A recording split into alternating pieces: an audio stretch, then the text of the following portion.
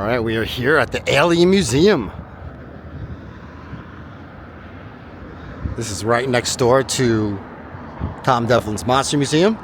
I actually just did that. I'm not sure which video is going to go up first. I'm going to try to save that one till at least October because it is September 11th.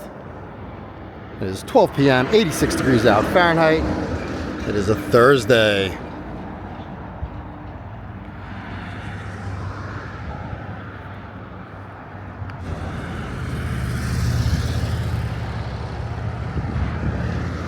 I believe this spot is pretty new. Ah, Mars Attacks. Love it. Okay.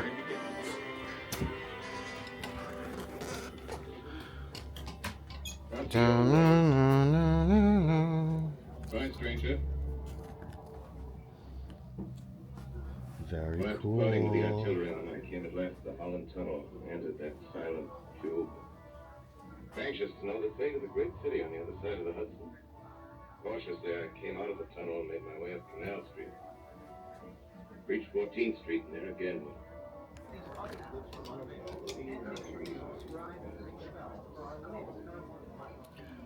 Cool. Predator.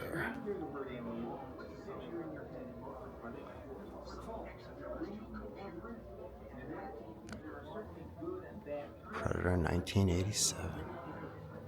Got Alien here, Visitor.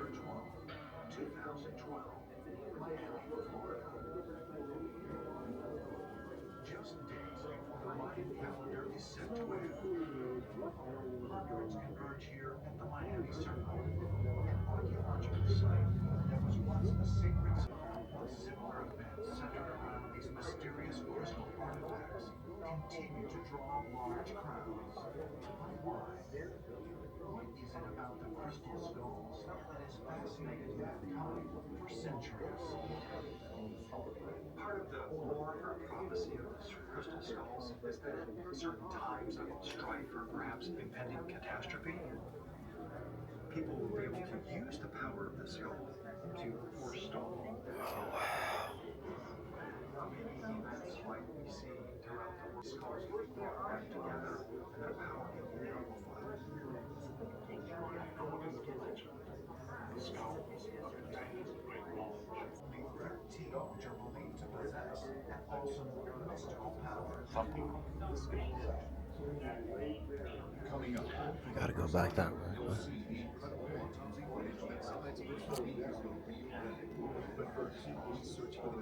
Might actually only be this area. That's why I was only an extra $10. Yeah, passenger side guy in the front seat says he's got no ears, so I'm thinking, how rude. You know, this guy's probably fighting for his life trying to crack a thermos to him, talking about his ears, you know. So I'm popping open the door, trying to take my jacket off at the same time because I think I've got a bunch of them. And that's when I step out onto the roadway.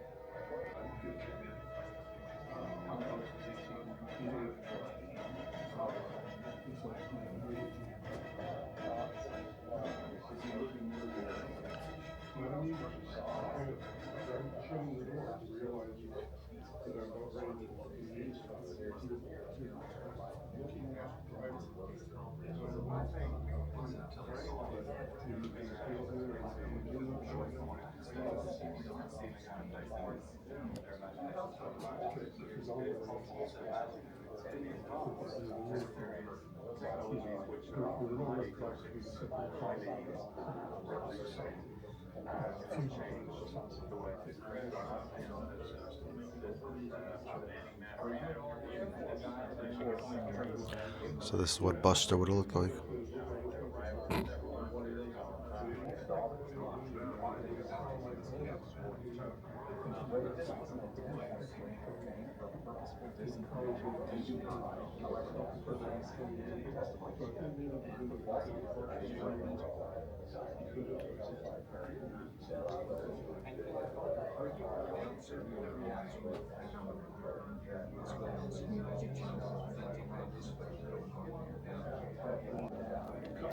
The Kingman UFO crash of 1953. An unidentified flying object reportedly crashed in the desert about 8 miles northeast of Kingman Airport in Arizona. This event has been described by UFO researchers as one of the best documented cases in the United States.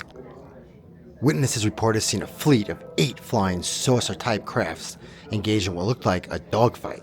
3 crafts ended up falling from the sky. One was obliterated when it smashed into the mountainside that towers over Kingman, and then it was set on fire. Another was found intact in the desert area miles outside Kingman, and a third came down hard, clipped a rocky boot, then crashed adjacent to a small reservoir.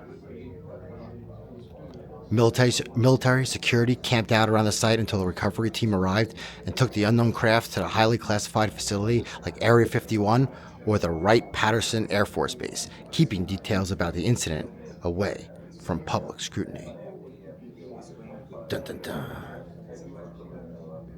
Was this the guy?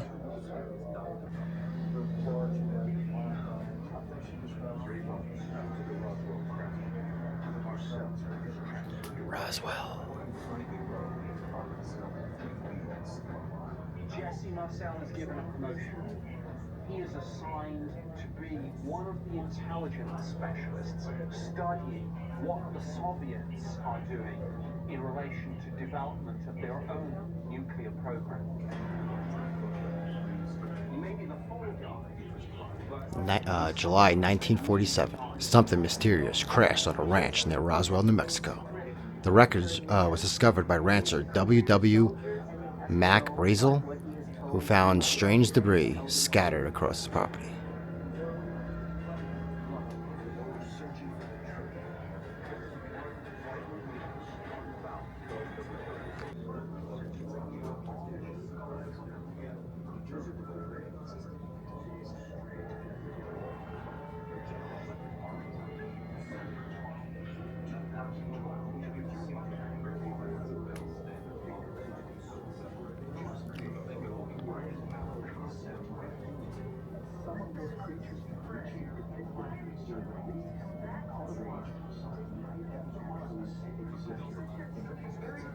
Whoa. What was that alien movie with Charlie Sheen, I believe, in the late 90s?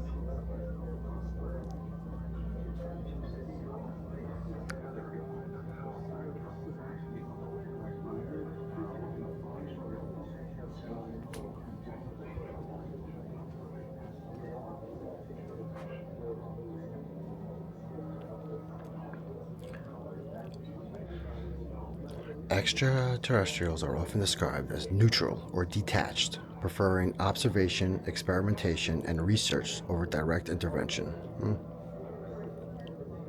I like that. They are frequently linked to abduction accounts, suggesting an interest in human DNA and hybridization programs. That doesn't sound too good. So we got tall grays. These are more advanced than their smaller counterparts, acting as leaders and diplomats. We have grays, short grays. Those are most commonly reported aliens in abduction cases, small with large black eyes. Okay. And then we got Zeta Reticulians, grays allegedly from Zeta Reticuli star system. All right. So we got the Mantis. I think I saw that guy in Star Wars, but tall mantis-like being believed to be highly intelligent and telepathic. Ooh, okay, so they got powers too. Machine beings, amphibian, aquatic aliens. All right, water-based extraterrestrials, possibly linked to USOs, unidentified submerged objects. Okay. Thought to be the species behind Project Serpo, an alleged government exchange program, also known as RED.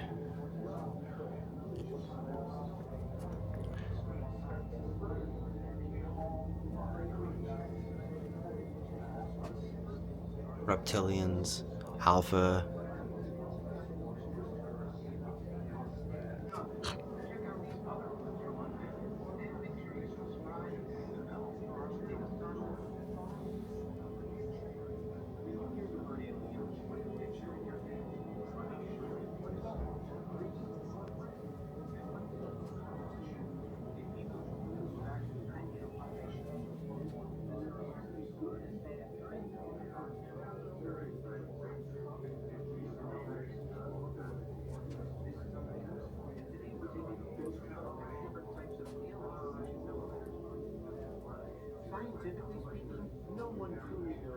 how aliens are going to be.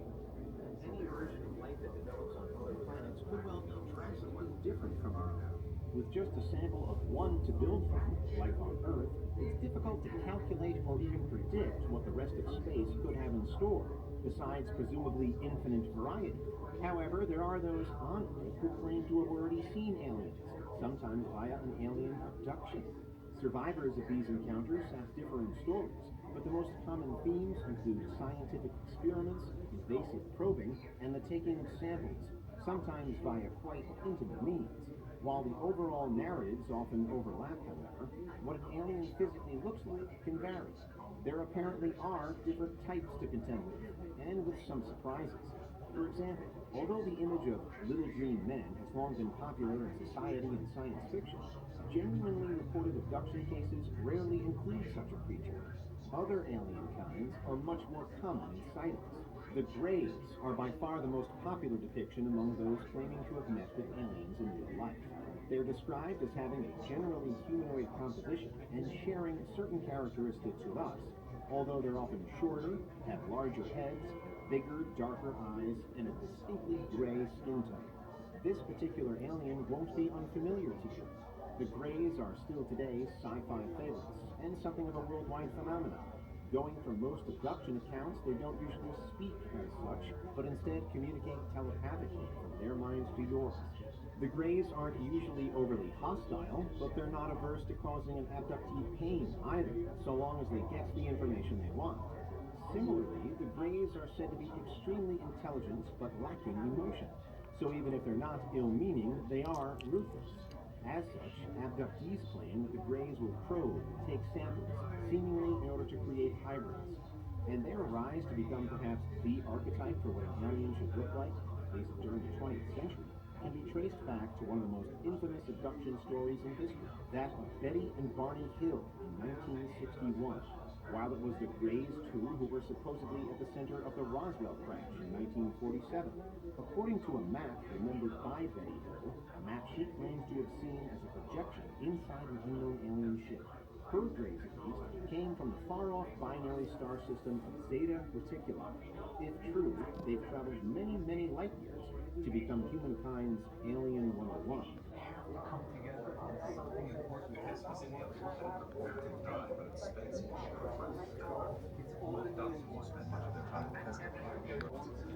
The Betty and Barney Hill abduction was often considered the first widely publicized alleged alien abduction in the United States, and is highly influential in shaping the abduction narrative.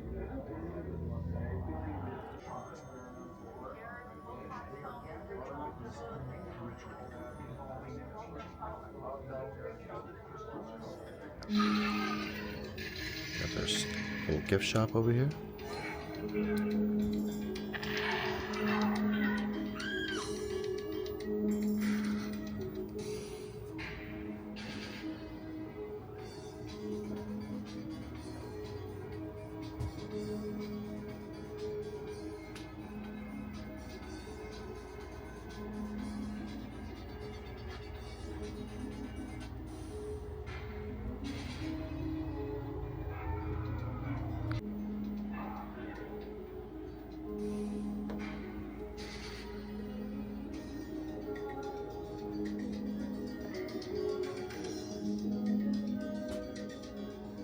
Oh, that's cool, ET lunchbox.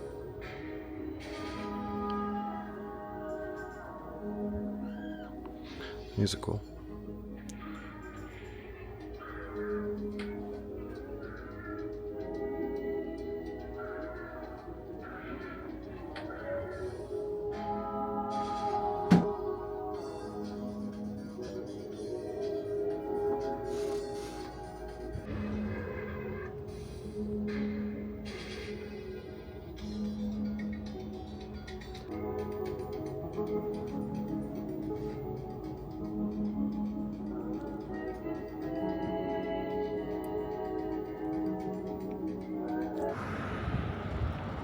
All right. That was Outpost 51.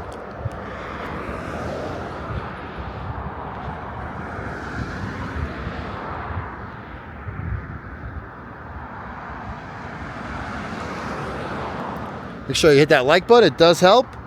And I will catch you in the next video.